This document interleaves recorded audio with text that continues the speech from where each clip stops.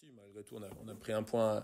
Dernier match à domicile, on a pris un point contre Ponto. Donc voilà, ce serait quand même pas mal de gagner pour entretenir l'infime flamme braise de maintien hypothétique. Voilà. Mathématique, il existe encore. Pour gagner. Et puis à minima pour finir avec le sourire après un match. Hein. Voilà, c'est sûr. De la confiance, ce serait difficile de parler de confiance. Oui, on a essayé de le prendre de manière un peu positive parce qu'on en a besoin de toute façon. Et puis je vous avoue, quand on est parti à Cournon avec les absences plus Fares Goul qui se blesse la veille. On s'est dit qu'on allait se faire un peu tordre et finalement on a résisté au courage avec des jeunes qui se sont lâchés. Voilà, donc c'était pas un si mauvais match. Ouais. Il y avait des choses positives effectivement. Thomas Saurin a fait un bon match à Cournon en tenant le match demi-centre. C'est pas simple. Donc je sais pas s'il sera capable de reproduire ce type de prestation, notamment.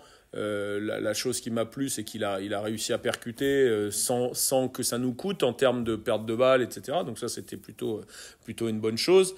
Défensivement, on a intégré Gaspard Pommier avec plus de temps de jeu. Mathis Gillot, ouais, voilà, également qui lui découvrait un petit peu avec des responsabilités. Bon, il faut y voir, oui, l'intérêt des blessés, c'est de pouvoir donner du temps de jeu à ceux qui en ont moins et si possible des jeunes du club, c'est une bonne chose finalement. L'effectif, Fares Goul est incertain. Ouais. Incertain. Ça veut dire ce que ça veut dire. Non, je sais pas s'il pourra jouer et surtout je sais pas dans quelle mesure il pourra jouer. Si tu veux être sur le terrain, il pourra l'être, mais si c'est pour faire le plot, donc voilà, Yacine Zatir c'est pas encore parfait. Donc tu le mets dans les incertains. Oui, Yacine Zatir incertain, Noah Bardou out. Ouais, il a fait un retour éclair et puis finalement. Comme prévu, il est pas encore prêt, donc il ne jouera pas. Voilà. Et puis les autres, il y a des petits pépins, mais bon. Tes demi-centres. Les demi-centres, c'est Greg Quintalet à août saison et Thibaut, il s'est fait opérer. Pour l'instant, il peut rien faire, donc on ne sait même pas s'il pourra jouer avant la fin de saison. Cette équipe de Sarrebourg, elle a.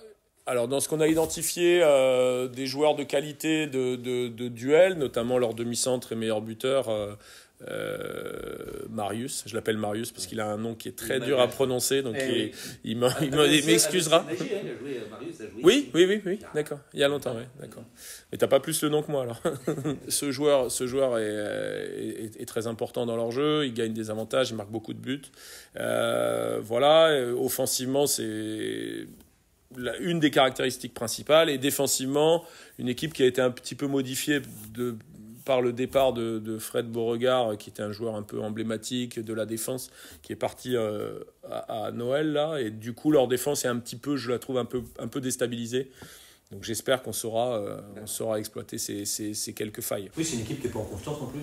Non, pas. Ouais, je crois que ils sont. Ouais. Faut jouer dessus aussi. Bien sûr. Enfin, voilà, nous on ne l'est pas vraiment, hein, mais on sort de résultats. Voilà, un match nul, une très courte défaite. Donc il faut essayer, de surfer là-dessus et puis de se dire que c'est une des dernières chances à domicile qu'on a de gagner un match. Donc allons-y, quoi. Allons-y. J'espère qu'il y aura beaucoup d'enthousiasme dans cette rencontre. Pour les embêter. Ouais. Merci à vous.